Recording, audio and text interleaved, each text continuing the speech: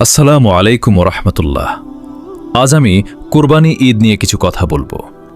আচ্ছা, একটু ভেবে দেখো, আমরা যে কুরবানি দেই সেটা কি সত্যি আল্লাহর জন্য নাকি মানুষের চোখে ভালো হওয়ার জন্য?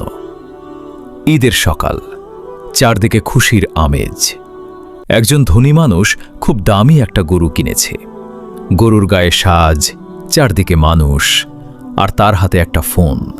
সে ভিডিও করছে, হাসছে, বারবার বলছে, দেখো আমার কুরবানি।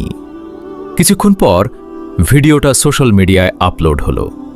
লাইক বাড়ছে, কমেন্ট আসছে, মাশাআল্লাহ, অনেক বড় কুরবানি। কিন্তু একবারও কি সে ভাবল আল্লাহ কি খুশি হলেন? অন্যদিকে একই এলাকায় একজন গরিব মানুষ, ছোট একটা ছাগল, কোনো ক্যামেরা নেই, কোনো মানুষ নেই। সে চুপচাপ দাঁড়িয়ে আছে, তার চোখে পানি। সে শুধু বলছে, হে আল্লাহ, আমার এই ছোট কুরবানি তুমি কবুল করো। মনে রাখো, আল্লাহ বলেন, তাদের গোশত বা রক্ত আল্লাহর কাছে পৌঁছায় না, পৌঁছায় শুধু তোমাদের তাকওয়া। এবার শোনো একটা বাস্তব ঘটনা। একজন ব্যক্তি প্রতি বছর অনেক বড় কুরবানি দিতেন, কিন্তু তিনি সবসময় ছবি তুলতেন, ভিডিও করতেন, মানুষকে দেখাতেন।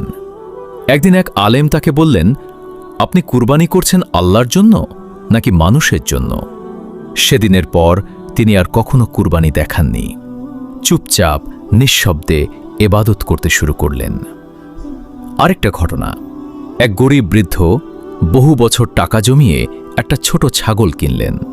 কুরবানির সময় তিনি এত কাঁদছিলেন যে পাশের মানুষ জিজ্ঞেস করল, চাচা, আপনি কাঁদছেন কেন? বৃদ্ধ বললেন, আমি জানি না আল্লাহ আমার এই কুরবানি কবুল করবেন কিনা। দেখো, এটাই পার্থক্য।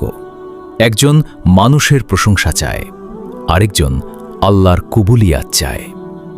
তাই আজ নিজেকে প্রশ্ন করো, তোমার কুরবানি দেখানোর জন্য নাকি সত্যি আল্লাহর জন্য?